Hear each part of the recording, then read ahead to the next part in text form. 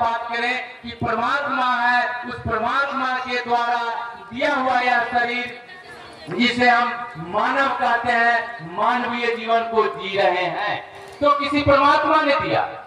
अब आप इस पर फिर पुनः चर्चा करेंगे कि परमात्मा है कौन।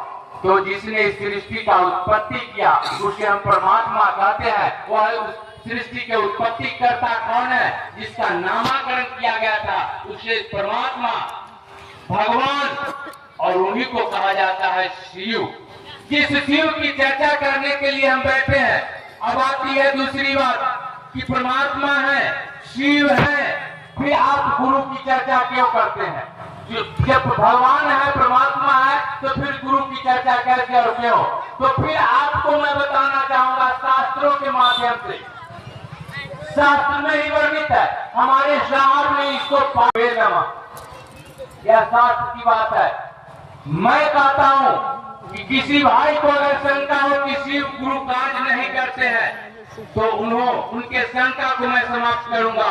जगत गुरु नमस्तुभ्यम, साफ शास्त्रों में वर्णित है, जगत गुरु नमस्तुभ्यम, शिवाय शिवदाय च, यानी हे जगत के गुरु, हे इस सृष्टि के गुरु, हे शिव, हे इस संसार के कल्याण करने वाले, मैं आपको चरणों में यह जो काम किए हैं बहुत उत्तम काम है।